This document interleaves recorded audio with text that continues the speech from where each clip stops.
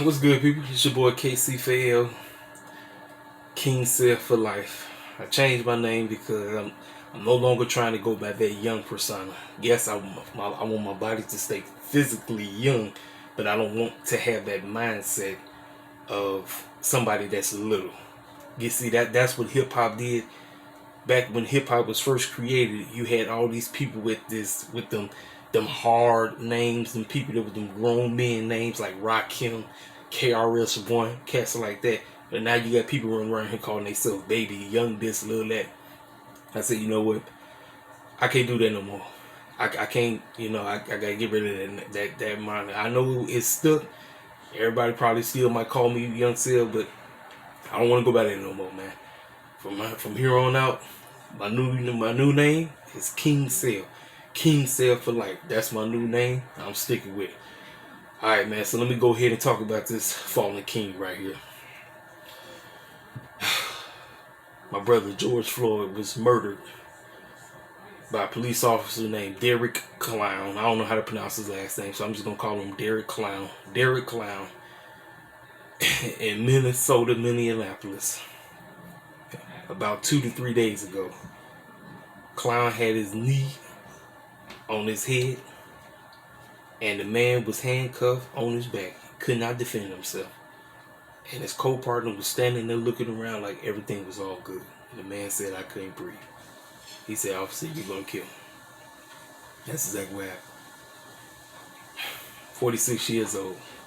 Found out that this dude right here was related to, or either, I don't know if they was cousins, but I don't know. But the two of them look exactly alike. The former NBA champion, Steven Jackson, better known as Stacks. You see him on the podcast show with Matt Barnes called All the Smoke. Sometimes you might see him on Undisputed talking with Skip and Shannon. I saw his video, and I mean, what else he gonna say? Lord knows I want to see this young man get justice, but from what we see, people like him get killed by 5-0, don't get no justice. Now, if the shoe was on the other foot, and this was a black police officer killing somebody white, they getting charged on the spot. That's how it is.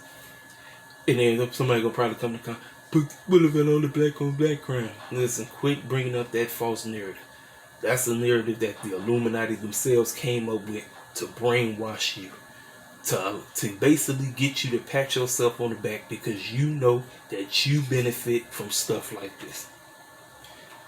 That's why a lot of people is silent on situations like these, because they know they benefit from it. They know 5-0 ain't gonna do. They're not. I don't care if they put that false narrative talk about more white people get. No, they don't. Just stop with the bull crap. I don't want to hear that ever again. Somebody tell me that bull crap. I'm not even gonna talk to them. I'm just gonna let them talk. I have no time to go back and forth with white supremacists and buck dancing coons. I just don't have the time and energy. I realize now that one of the goals of white supremacists is to deflect and cause distractions, and they use logics like black on black crime and all these other retarded things to try to get you to go, basically to tick you off, to trigger you, throw you off your game. We as black people have no time to get back on that. We need to get on code and stay on code. I'm telling you right now, we must stay on code. We must stay on code. Game's out. The games are out for playing this buck dancing game that we've been playing. We've been shucking and jiving too long. My man's right here is no longer here.